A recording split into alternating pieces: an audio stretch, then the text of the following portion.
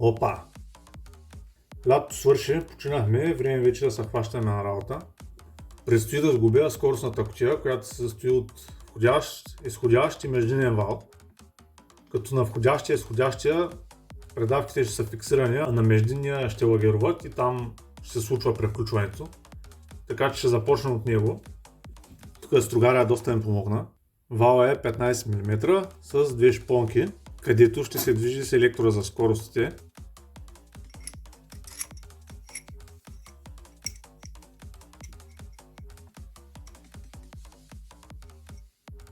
От двете му страни ще има по една такава шайба, за която ще има заварен нещо като фланец, да го наречем. А от другата страна ще влиза втулка с лагер, на която от едната страна влизат зъби, които също ще бъдат заварени.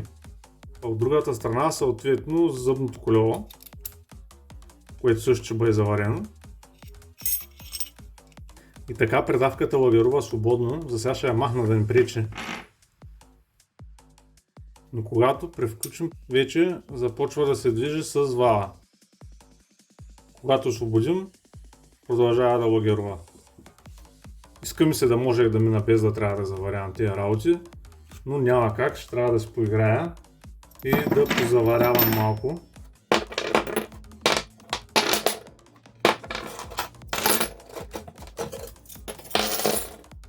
Така че за мен веселбата започва, а вие сега ще видите какво се е получило. И така ето ги моите творения, както винаги грозни, но функционални. Сега следва да ги нанижа на вала.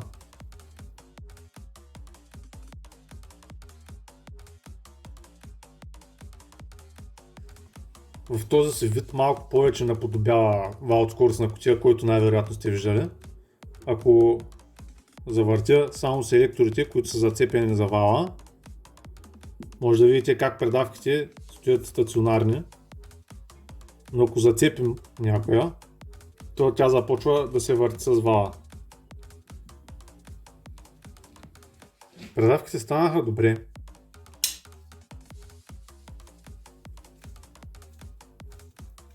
Освен и тая. Тая е доста крива. Обаче, понеже е голяма като размер, доста лесно мога да я справя. Първият проблем, който забелязвам, е, че понякога предавките влизат много лесно, но понякога въобще не искат. Или доста трудно. Така че ще трябва сега да го разгубя, да поизпиля тук малко работите. 2 часа по-късно вече всички предавки влизат без проблеми.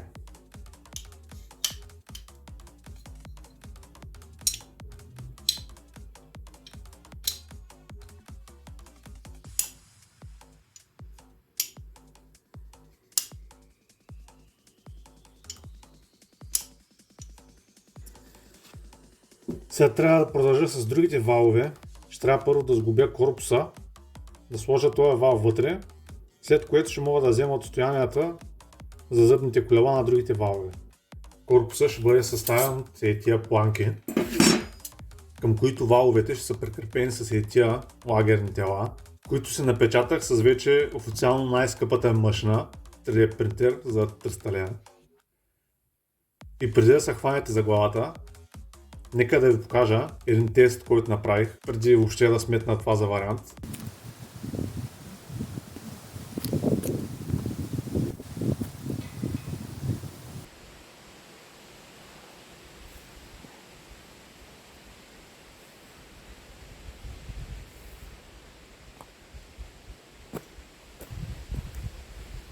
А причината да реша да си ги направя е, понеже лагерните тела, които намерих, или бяха много тежки, или много скъпи. Евентуално може да се изрежат лагерни тела, но за прототипа ще минем с тея, надявам се, ще видим дали се щупят те. Общо взето като всичко останало, проба грешка. Ето това ще представлява корпуса. Тук в другите отвори. Сега трябва да монтирам другите валове. Така, сложих всички лагери. Вече мога да сложа валовете.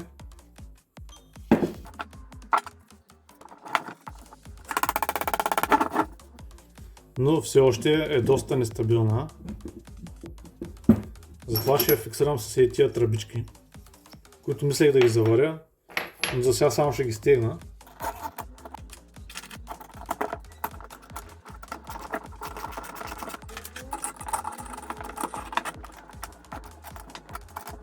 Така е доста по-здраво.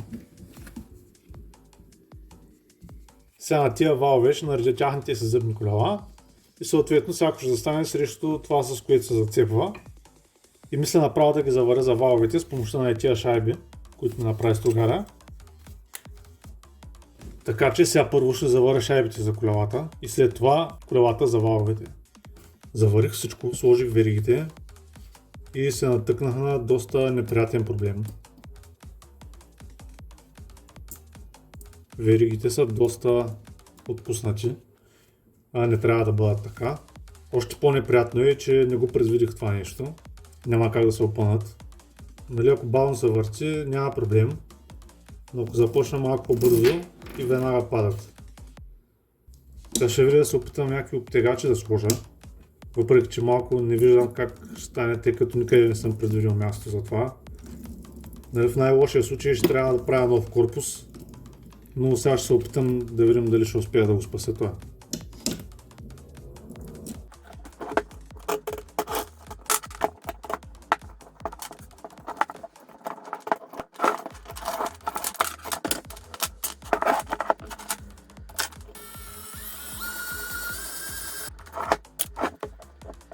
Ето го първият обтегач. Завъртаме да видим.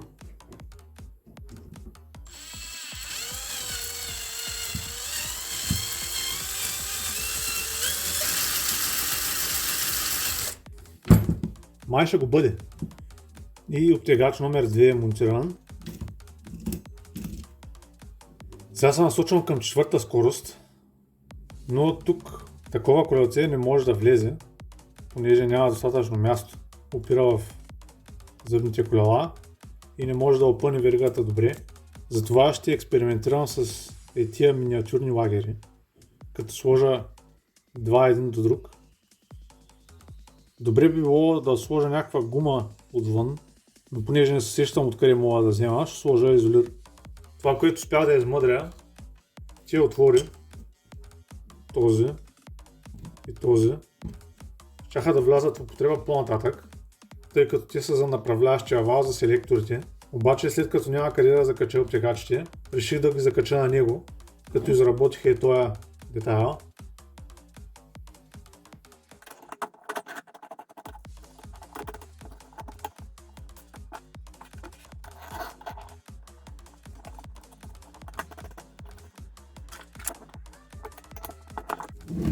И така сега е доста по-добре положението. И най-накрая вече мога да пристъпя към монтиране на скоростната кутия. Така, вече сме отзад и първо да спомена нещо, което направих, но забравих да снимам. На диференциала заварих зъбно колело, което е захванато за корпуса. И сега трябва да видим къде точно ще сложа скоростната кутия. Долу-горе тя ще стои по този начин, като това колело, нали, веригата ще отива към диференциала. Скоростната кутия ще бъде захваната за шасито с тия планки, които ще бъдат заварени, а тук в краката трябва да пробия отвори.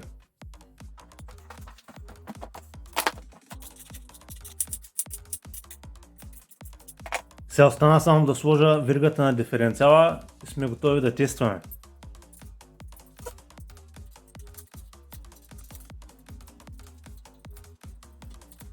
Всичко е монтирано и готово за тест. Махнах едното колело, защото иначе тук не се събира винтоверта да въртя. Включваме първа.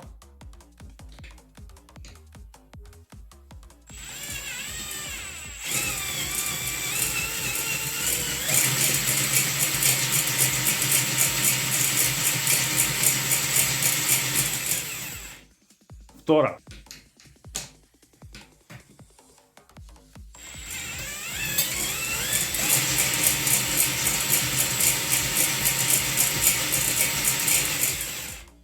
Трета.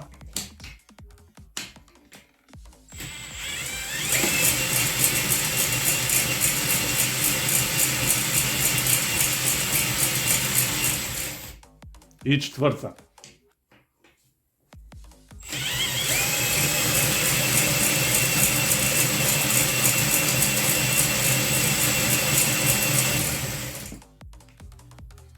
Нека да направим обичайния разбор на свършеното до момента. Първото нещо, което съм сигурен, че ви е направило най-голямо впечатление, е, че е много шумна. Това отчасти е свързано и с второто нещо, което е, че много трудно се върти. По принцип трябва да мога с лекота да завъртам този вал. Аз сега като повъртя тук 20 секунди, почва да ме боли предмишницата, което означава, че в предаването има много големи загуби, което е много лошо. На първа и втора скорост може би няма да имаме проблем, но за трета и четвърта не съм сигурен дали това мотор ще може да го завърти. Най-големият проблем е, че в момента я тестваме на празен ход. А реално нямам представа дали като се натовари няма да се струши. И така като я гледам, не стана точно това, което си представях и надеждите ми не са много големи. Така че малко ще преправим плана.